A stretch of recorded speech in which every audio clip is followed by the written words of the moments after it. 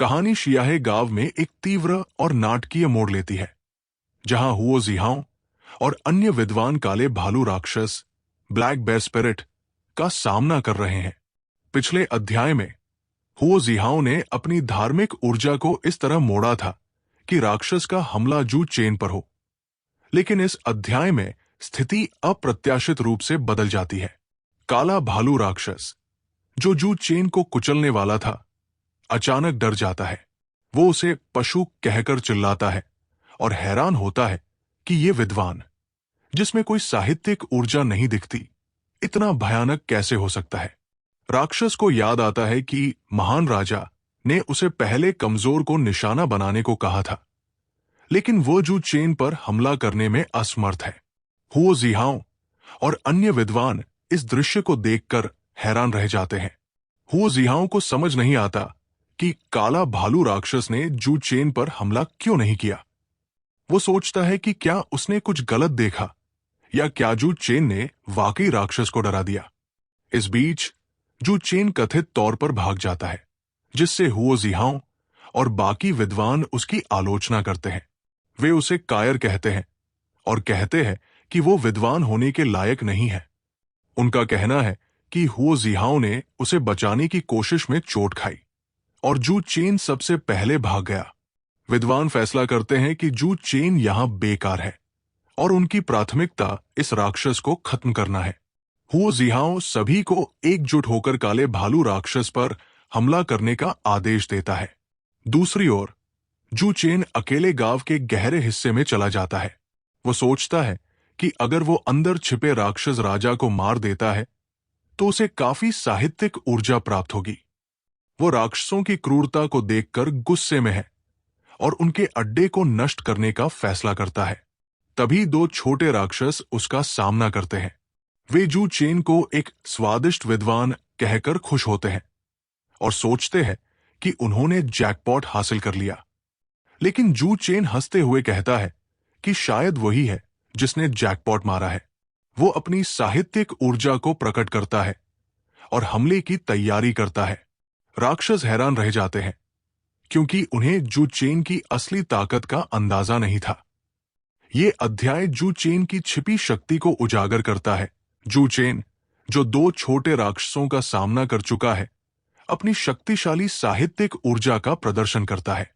राक्षस हैरान है कि एक नया शियुकाई विद्वान इतनी विशाल साहित्यिक ऊर्जा कैसे रख सकता है। वे इसे असंभव मानते हैं और दया की भीख मांगते हैं, लेकिन जू चेन बिना रुके उन्हें खत्म कर देता है, ये कहते हुए कि वे अगले जन्म में राक्षस न बने। उसकी साहित्यिक ऊर्जा बढ़ती है और वो संतुष्ट होता है। वो सोचता है कि अगर वो एक शक्तिशाली राक्षस राजा को मार दे तो उसकी साहित्यिक ऊर्जा और भी बढ़ेगी। वो राक्षसों के अड्डे की ओर बढ़ता है, जो अब ज्यादा दूर नहीं है। दृश्य बदलता है और ब्लैक विंड फॉरेस्ट में राक्षसों का सरगना, जिसे महान राजा कहा जाता है, दिखाई देता है। वो एक खून के गड्ढे, ब्लड पूल के पास बैठा है, जिससे वो ब्लड एसेंस पिल्स बना रहा है। ये गोलियां राक्षस कबीले के लिए सबसे अच्छी गर्भकालीन दवा मानी जाती है। वो कहता है कि अगर उसे कुछ और विद्वानों के दिल मिल जाएं, तो वो दादी झांग द्वारा दी गई जिम्मेदारी जल्दी पूरी कर लेगा। उसका एक माथद बताता है कि वे भागे हुए शियुकाई विद्वानों की तलाश कर रहे हैं और जल्द ही ताजा दिल लाएंगे। महान राजा उत्साहित होकर कहता है कि वो इन विद्वानों का मांस और खून खुद खाना चाहता है। तभी जू चेन वहां पहुंचता है और कहता है, मुझे डर है कि तुम इसका आनंद नहीं ले पाओगे। राक्षस चौंक कर पूछता है कि वो कौन है।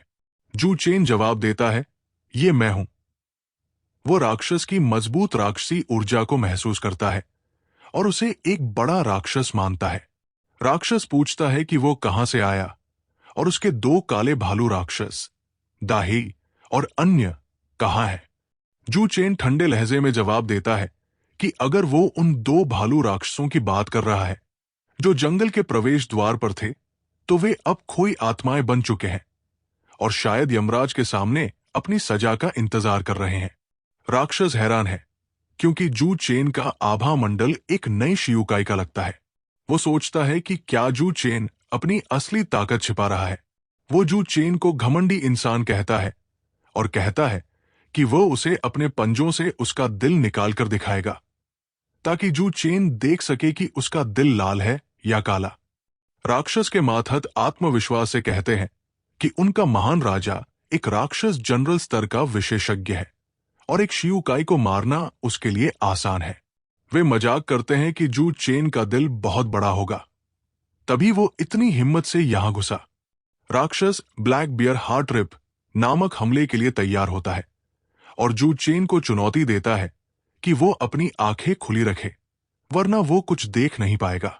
राक्षस, जो जू चेन की ताकत को कम आंकता है, उसे डराने की कोशिश करता है, लेकिन जू चेन उसकी ब्लैक बियर हार्ट रिप तकनीक का सामना करने के लिए तैयार है। राक्षस हमला करता है, लेकिन जू चेन एक ही चाल में उसे मार डालता है। राक्षस के मातहत हैरान रह जाते हैं और चिल्लाते हैं कि ये कैसे संभव है कि महान राजा मर गया। जू चेन की साहित्यिक ऊर्जा 10 गुना से ज्यादा बढ़ जाती है, जो इस बात की पुष्टि करता है कि ये वाकई एक राक्षस राजा था। राक्षस राजा की मौत के बाद बाकी छोटे राक्षस भागने की कोशिश करते हैं, लेकिन जू चेन उन्हें जाने नहीं देता। वो सभी को खत्म कर देता है, ये कहते हुए कि राक्षसों को मारना साहित्यिक ऊर्जा बढ़ाने का सबसे तेज तरीका है। वो राक्षसों के अड्डे में खून के गड्ढे, ब्लड पूल को देखता है, जहां मानव दिलों का उपयोग करके ब्लड एसेंस पिल्स बनाई जा रही थी। वो इन राक्षसों की क्रूरता पर गुस्सा होता है और गड्ढे को नष्ट कर देता है। उसे कुछ तैयार गोलियां मिलती है जिनमें प्रचुर युवान ऊर्जा है और वो उन्हें उच्च स्तरीय उपचार दवा मानता है।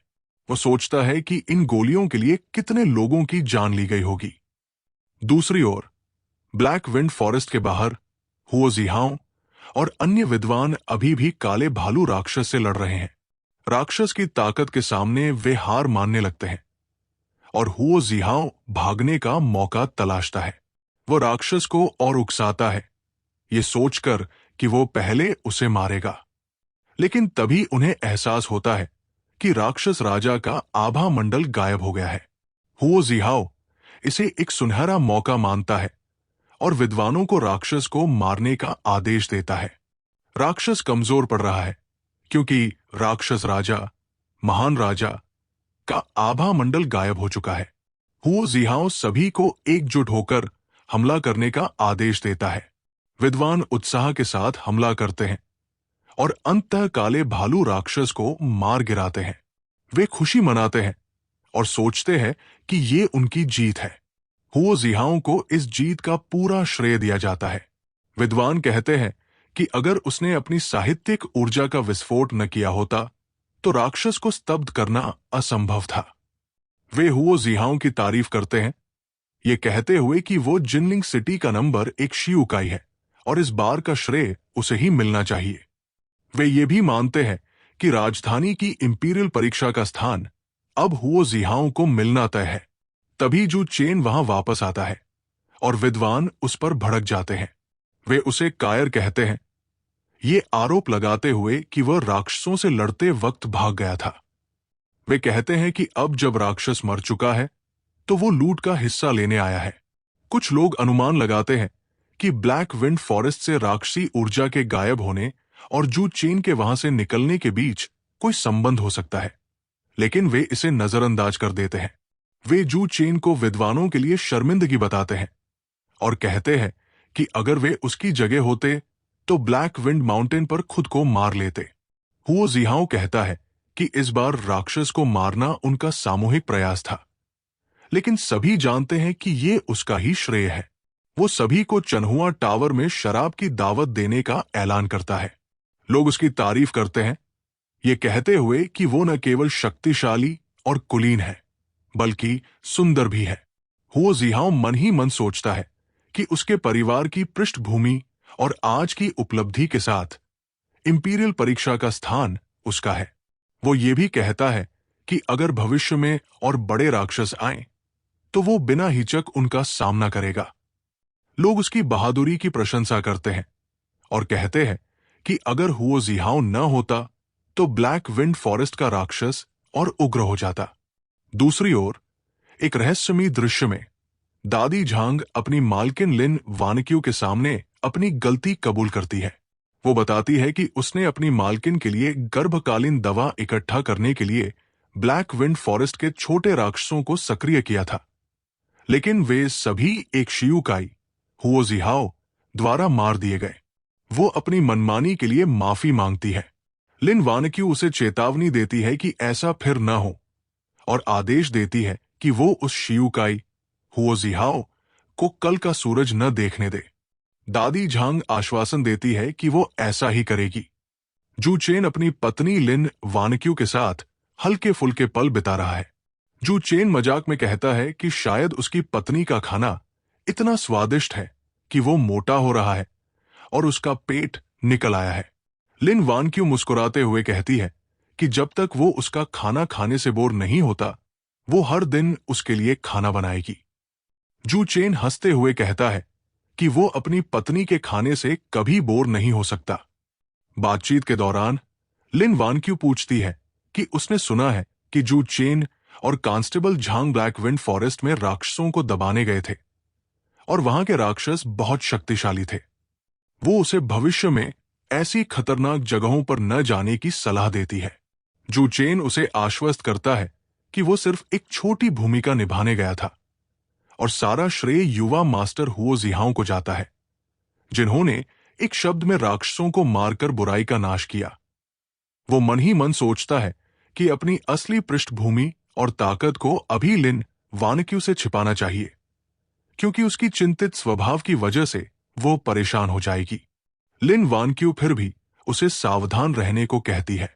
अचानक वो गुस्से में कहती है कि जो कोई भी उसके राक्षस कबीले को मारता है, वो उसे आज ही मार डालेगी, ये कहते हुए कि एक कन्फ्यूशन परिवार भी मौत से नहीं बच सकता। जू चेन उसे शांत करता है और कहता है कि चाहे कितने भी राक्षस आए, वो सबको मार डालेगा। वो पूछता है कि दादी झांग कहाँ है और लिन वानक्यू बताती है कि दादी झांग के एक रिश्तेदार की मौत हो गई है और वो ब्लैक विंड विलेज में अंतिम संस्कार में व्यस्त है, जो ब्लैक विंड फॉरेस्ट के पास है। दृश्य बदलता है और चनफेंग टावर में हुओ जिहाओ अपने साथियों के साथ जश्न मना रहा है। वो सभी को शराब की दावत दे रहा है और कहता है कि ये जीत सभी के संयुक्त प्रयासों का नतीजा है। लेकिन सभी उसकी तारीफ करते हैं, ये कहते हुए कि उसकी साहित्यिक ऊर्जा जबरदस्त है और वह 10,000 में एक है। वे कहते हैं कि जू चेन भले ही नाराज हो, लेकिन जिनलिंग सिटी का प्रतिनिधित्व करने के लिए इंपीरियल परीक्षा का स्थान अब हुओ जिहाओ का है। कुछ लोग चर्चा करते हैं कि नानजो में कुछ शियुकाई विद्वान उभरे हैं, जिनकी साहित्यिक ऊर्जा एक झांग तक है और वे अपनी साहित्यिक ऊर्जा से लिखकर राक्षसों को दबा सकते हैं। हुओ जिहाओ आत्मविश्वास से कहता है कि वो भी जल्द ही ऐसा कर लेगा। जश्न के बीच एक रहस्यमयी औरत हुओ जिहाओ के पास आती है और उसका ध्यान खींचती है। वो अचानक पूछती है कि क्या वो हुओ जिहाओ है। हुओ जिहाओ गर्व से कहता है कि वो जिनलिंग सिटी का राक्षस दबाने वाला शियुकाई और महान नायक है। औरत उसका मजाक उड़ाती है, ये कहते हुए कि क्या वह इसके लायक है। वो अचानक उस पर हमला कर देती है, जिससे हुओ जिहाओ चौंक जाता है। वो गुस्से में पूछता है कि वो कौन है और उसे मारने की हिम्मत कैसे हुई। औरत पूछती है कि क्या उसने ब्लैक विंड विलेज के लिटिल बेर को मारा। हुओ जिहाओ आत्मविश्वास से कहता है कि उस भालू राक्षस को मारना आसान था, क्योंकि वो सिर्फ राक्षस सैनिक स्तर का था। वो अपनी साहित्यिक ऊर्जा की तारीफ करता है और कहता है कि वो कितने भी राक्षसों को मार सकता है। लेकिन औरत का सवाल उसे हैरान कर देता है। वो पूछती है कि उसने सिर्फ एक राक्षस सैनिक को मारा, तो क्या ब्लैक विंड फॉरेस्ट में ब्लड पूल को नष्ट करने वाला वो नहीं था। हुओ जिहाओ भ्रमित हो जाता है और पूछता है कि वो किस ब्लड पूल की बात कर रही है। वो चेतावनी देता है कि वो जिनलिंग सिटी का नायक है और अगर उसने उसे छुआ तो वो मुश्किल में पड़ जाएगी। औरत हंसते हुए कहती है कि वो उसी नायक को मार रही है और उस पर हमला करती है। रहस्यमयी औरत हुओ जिहाओ पर हमला करती है। लोग चिल्लाते हैं कि कोई मारा गया है। औरत हुओ जिहाओ को नष्ट करने की धमकी देती है, लेकिन तभी जियाओ को बचने एक शख्स एंट्री करता है और गुस्से में कहता है कि वो क्यूलिंग हुओ परिवार का वंशज और राक्षस दबाने वाला शियुकाई है। वो पूछता है कि वो किस तरह की राक्षस है। औरत को एक कन्फ्यूशन मास्टर की मौजूदगी का एहसास होता है जो प्रकट होने की स्थिति में है। वो अपनी मालकिन लिन वानक्यू की बड़ी योजना में बाधा न डालने के लिए वहां से भाग जाती है। हुओ जिहाओ दर्द से कराहता है और गुस्से में कहता है कि यह मामला खत्म नहीं हुआ। दृश्य जू चेन की किताबों की दुकान में बदलता है जहां वो गहरी नींद में है। लिन वानक्यू उसे प्यार से देखती है और कहती है कि वो उससे और ज्यादा प्यार करने लगी है। तभी दादी झांग, जो लिन वानक्यू की नौकरानी है, वहां आती है और उसे मालकिन कहकर संबोधित करती है। वो पूछती है कि क्या उसने हुओ जिहाओ को मार दिया।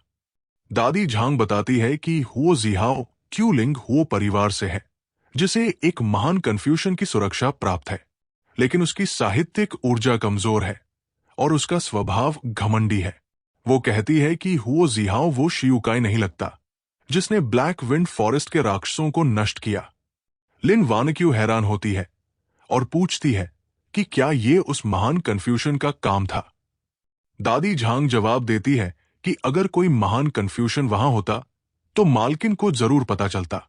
वो अनुमान लगाती है कि ये कोई और कन्फ्यूशन मास्टर हो सकता है। लिन वानक्यू कहती है कि उसका पति जू चेन सिर्फ एक साधारण शियुकाई है और ये उसका सौभाग्य था कि वह जिंदा बच गया। लेकिन दादी झांग सुझाव देती है कि जू चेन ने भी इस छापेमारी में हिस्सा लिया था, शायद उसे कुछ पता हो। लिन वानक्यू कांपती है, ये सोचकर कि जू चेन का इससे कोई लेना देना नहीं हो सकता। दादी झांग अपनी गलती मानती है और माफी मांगती है। लिन वानक्यू उसे पूरी तरह जांच करने का आदेश देती है। दादी झांग तुरंत निकल पड़ती है। लिन वानक्यू अकेले में सोचती है कि छोटा सा जिनलिंग सिटी इतना गहरा कैसे हो सकता है। वो कहती है कि उसे नहीं पता कि वो कौन है, लेकिन उसे उकसाने की हिम्मत न करे। अगली सुबह जू चेन उठता है और महसूस करता है कि वो हाल में बहुत थका हुआ है। वो मजाक में सोचता है कि उसे अपनी पत्नी से संयम बरतने की बात करनी होगी। वो हॉर्स गैंग के मामले पर ध्यान देता है जो अभी पूरी तरह हल नहीं हुआ है। वो जानता है कि हॉर्स गैंग तियान्यान सेक्ट का पिछलगू है और तियान्यान सेक्ट का नेता उसके चाचा वू के राजकुमार का हथियार है। जू चेन फैसला करता है कि वो अपने बदले की योजना को तियान्यान सेक्ट के इस हॉर्स गैंग से शुरू करेगा। वो सोचता है कि हॉर्स गैंग को नष्ट करने से उसका बदला प्रोग्रेस बढ़ेगा और उसे सिस्टम से इनाम मिलेगा। लेकिन वो सावधान रहना चाहता है ताकि दुश्मन को भनक न लगे और उसकी पत्नी को खतरा न हो। वो मन ही मन कहता है कि उसकी पत्नी एक साधारण इंसान है और अगर उसे उसकी असली पहचान और ताकत पता चली तो वो चिंतित और डर जाएगी।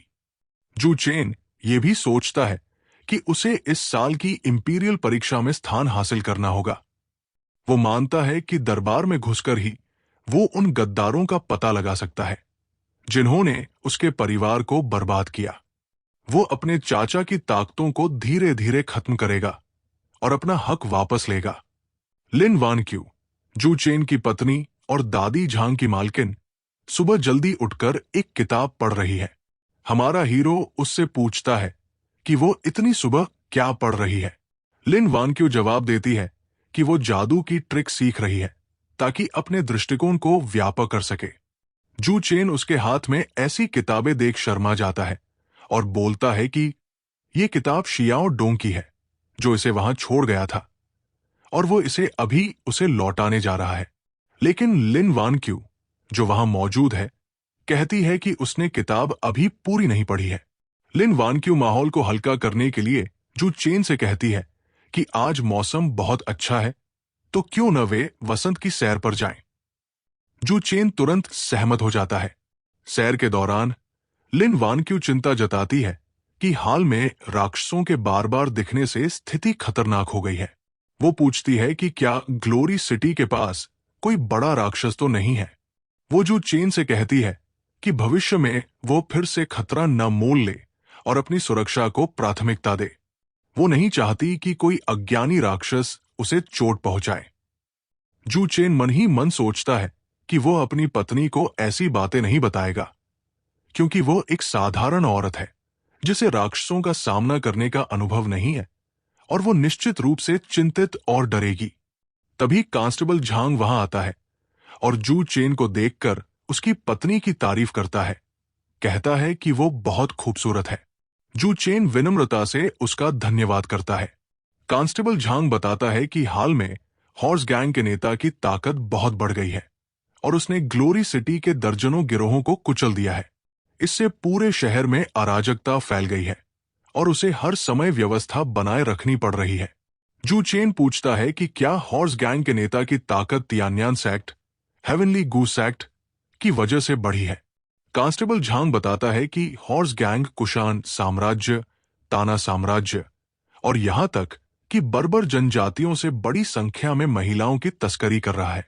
जू चेन पूछता है कि वे इसका क्या कर रहे हैं। कांस्टेबल झांग हल्के फुल्के अंदाज में कहता है कि शायद वे एक वेश्यालय खोलने की योजना बना रहे हैं, और मजाक में जू चेन को वहां चलने का न्योता देता है। लिन वानक्यू नाराज होकर टिप्पणी करती है। पुरुष। जू चेन गंभीर होकर सुझाव देता है कि क्या हॉर्स गैंग सीधे स्थानीय लोगों की जमीन छीनकर वेश्यालय खोल रहा है, और क्या उनके हाथों में विदेशी महिलाएं नहीं बल्कि राजवंश की स्थानीय महिलाएं हैं। कांस्टेबल झांग इसे असंभव मानता है, लेकिन कहता है कि हॉर्स गैंग को तियान्यान सेट का समर्थन प्राप्त है, जिसका नेता ग्लोरी सिटी के लॉर्ड से भी ऊंचा है। वो कहता है कि शायद उनकी इतनी हिम्मत हो सकती है। फिर वो गश्त पर जाने की बात कहकर चला जाता है। जू चेन सोचता है कि वो कांस्टेबल झांग को हॉर्स गैंग की जांच के लिए कुछ सुराग देगा। वो ये भी मानता है कि कांस्टेबल झांग ग्लोरी सिटी में एक अच्छी प्रतिष्ठा वाला व्यक्ति लगता है। दृश्य बदलता है और ग्लोरी सिटी की सड़कों पर हॉर्स गैंग के लोग स्थानीय लोगों को धमकाते हुए दिखाई देते हैं। वे एक सड़क पर कब्जा कर लेते हैं और हर व्यक्ति से 500 वेन मुद्रा वसूलने का ऐलान करते हैं। शियाओ डोंग और उसके पिता जैसे लोग इसका विरोध करते हैं। कहते हैं कि ये रकम बहुत ज्यादा है और उनके पास इतना पैसा नहीं है। हॉर्स गैंग का गुंडा धमकी देता है कि अगर उन्हें यह ज्यादा लगता है तो वो सिर्फ 50 वेन देगा। लोग गुस्से में कहते हैं कि यह साफ साफ धमकी और डकैती है और उनका पुश्तैनी घर छीना जा रहा है। वे जवाब मांगते हैं, लेकिन हॉर्स गैंग का नेता उन्हें धमकाता है और कहता है कि वो उन्हें जवाब देगा। वो अपने गुंडों को एक बुजुर्ग को पीटने का आदेश देता है, जो हॉर्स गैंग से जवाब मांगने की हिम्मत करता है। कुछ लोग विरोध करते हैं, लेकिन गुंडे उन्हें डराते हैं। एक गुंडा कहता है कि बॉस को रोकने की कोशिश बेकार है, क्योंकि उनकी ताकत बहुत ज्यादा है। लोग गुस्से और निराशा में चिल्लाते हैं कि क्या कोई उनके लिए इंसाफ नहीं करेगा। हॉर्स गैंग के गुंडे और आक्रामक हो जाते हैं। वे सभी घरों को ढहाने और सबसे पहले एक पढ़ाई की जगह अध्ययन कक्ष को जलाने का आदेश देते हैं। शियाओ डोंग, एक बच्चा, इसका विरोध करता है और चिल्लाता है कि ये भाई चेन, जू चेन का अध्ययन कक्ष है जिसे वे नहीं तोड़ सकते। एक गुंडा गुस्से में उसे धक्का देता है और धमकी देता है कि वो बच्चा होने के बावजूद उसे मारेगा। वो बाकी लोगों को चुनौती देता है कि जो भी असहमत है वो सामने आए और थप्पड़ खाए। शियाओ डोंग की रक्षा में उसका पिता और अन्य लोग आगे आते हैं। गुंडों को नीच कहते हुए पूछते हैं कि बच्चे को मारना कौन सी बहादुरी है। गुंडा हंसता है और कहता है कि वो उन्हें दिखाएगा कि नीच का असली मतलब क्या है। वो शियाओ डोंग के पिता को पकड़ लेता है और धमकाता है। इस बीच दादी झांग चुपके से ये सब देख रही है। वो सोचती है कि ये लोग अपने मालिक के दरवाजे पर हंगामा कर रहे हैं और सचमुच मौत को दावत दे रहे हैं, लेकिन वो अभी हस्तक्षेप नहीं कर सकती, क्योंकि अगर उसकी असली पहचान उजागर हो गई तो मुश्किल हो सकती है।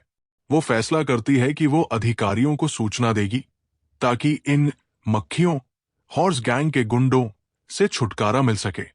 हॉर्स गैंग का गुंडा और क्रूर हो जाता है। वो शियाओ डोंग के पिता से कहता है कि उन्हें छोड़ना असंभव नहीं है, बशर्ते वो 3 बार उसके सामने सिर झुकाए।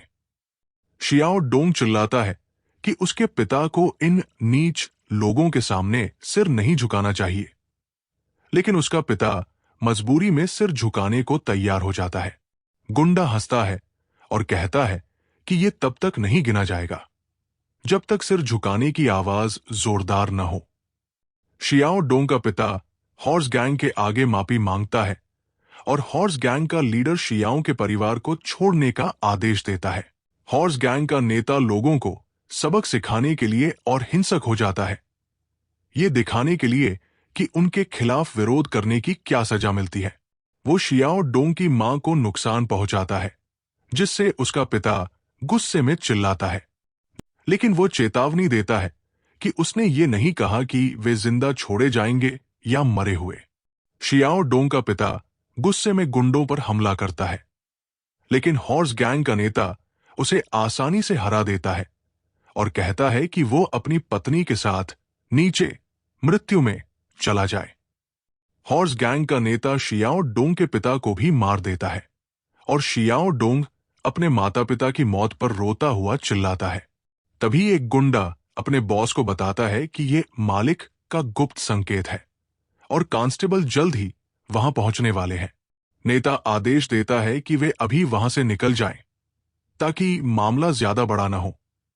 वो धमकी देता है कि वे कल फिर आएंगे और तब उतने दयालु नहीं होंगे। वो अपने गुंडों को सब कुछ साफ करने और चले जाने का आदेश देता है, ये कहते हुए कि हॉर्स गैंग के पास बहुत सारे चाकू हथियार है। शियाओ डोंग अपने माता पिता की लाशों के पास रोता रहता है। लिन वानक्यू, जो जू चेन के साथ घर लौट रही है, ये दृश्य देखकर हैरान हो जाती है। वो पूछती है कि आखिर हुआ क्या। शियाओ डोंग रोते हुए जू चेन को भाई चेन कहकर पुकारता है। दादी झंग बताती है कि हॉर्स गैंग ने फिर से हमला किया और इन लोगों को इसलिए मार डाला क्योंकि उन्होंने विरोध किया। जू चेन पूछता है कि क्या हॉर्स गैंग इतना क्रूर है। वो लिन वानक्यू को आश्वस्त करता है कि वो उसके साथ है और उसे डरने की जरूरत नहीं। वो शियाओ डोंग को भी सांत्वना देता है, ये वादा करते हुए कि हॉर्स गैंग वालों का अच्छा अंत नहीं होगा। जब शियाओ डोंग बताता है कि हॉर्स गैंग का नेता कल फिर आएगा, जू चेन ठंडे लहजे में कहता है कि वे आज रात से ज्यादा जीवित नहीं रहेंगे। लोग चर्चा करते हैं कि अधिकारियों को सूचित करना चाहिए, लेकिन कुछ कहते हैं कि यह बेकार है क्योंकि हॉर्स गैंग को तियान्यान्स एक्ट, हेवनली गूस एक्ट का समर्थन प्राप्त है। वे हॉर्स गैंग की क्रूरता पर गुस्सा जताते हैं। जू चेन, जो चुपचाप ये सब सुन रहा है, ये टिप्पणी करता है कि इंसान आपस में लड़ने में सबसे आगे है और वे राक्षसों से भी ज्यादा क्रूर लगते हैं। लोग जू चेन को हॉर्स गैंग के खिलाफ कार्रवाई न करने की सलाह दे रहे हैं।